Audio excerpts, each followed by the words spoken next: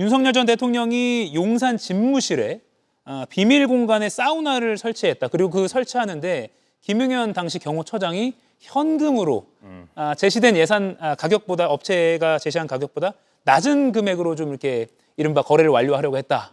이런 의혹이 있었거든요. 이건 좀 전례가 있는 일입니까? 비밀 사우나라는 거, 집무실. 그게 가능하다는 것도 전 처음 알았어요. 그러니까 예. 대통령은 비밀이 많은 혹은 대통령실이란 건 비밀이 많고 가려진 것이 많다고 생각하기 쉽지만 예. 사실은 그 자리나 그 권력이 유지되는 건 아무리 길어봐야 5년 아니에요? 예. 그러니까 그 5년 후에는 어떤 비밀도 공개될 수밖에 없죠. 다만 시간이 걸릴 뿐이지. 그러니까 비밀 사우나라는 걸 만들겠다는 생각 자체가 상당히 얼토당토않은 생각이었던 것 같고 예.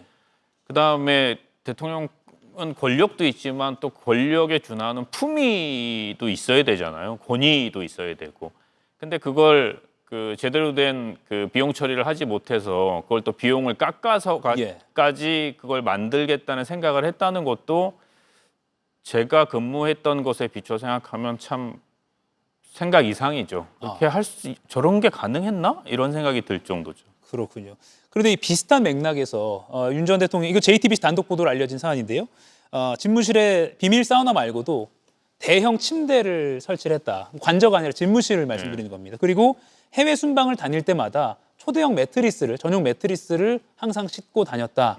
이게 정부 고위 관계자를 통해서 보도가 됐습니다. 이것도 전례가 있는 일입니까? 전례가 없죠. 예. 그러니까 그 뉴스를 보고 나서 이제 제가 든 생각은 예전에 박근혜 대통령이 탄핵되기 전에 해외 순방 가는데 전용 변기, 그러니까 예. 화장실 용품을 가지고 다녔다라는 뉴스도 있었잖아요. 예. 아마 이제 그 생각도 나고 그러는데 사실은 대통령 전용기도 혼자 가시는 게 아니잖아요. 예. 그러니까 거기에는 그 만약에 어떤 특별한 물건을 실으려면 거기에 관련돼 있는 많은 사람들이 있고 결국은 이렇게 JTBC 보도로 드러나게 돼 있는 거죠. 예.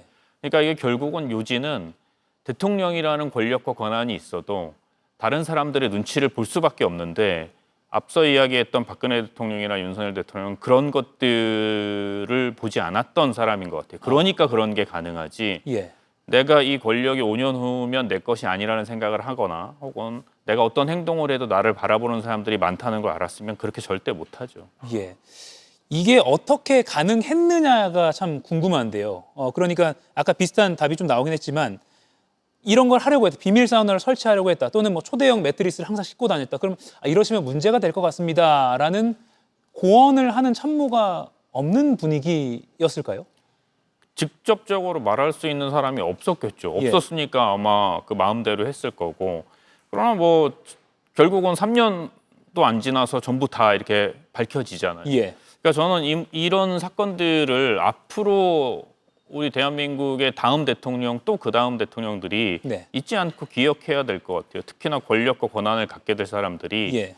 내가 갖고 있는 권력과 권한이 영원하지 않다는 것, 이 너무나 자명한 사실을 잊는 순간 거기에 변기도 가져가고 그 매트리스도 가져가고 예. 비밀 사우나도 만들고 이런 짓들을 하게 되는 것 같아요. 예. 그럼 반대로 얘기하자면 지난 정권에서는 뭔가 권력이 무한할 것이라는 착각 속에 뭔가 국정 운영이 이루어졌다 이렇게 봐도 되겠네요. 그게 모든 사건과 지금 요즘 나오고 있는 문제들의 근본적인 원인이라고 생각합니다. 예, 알겠습니다.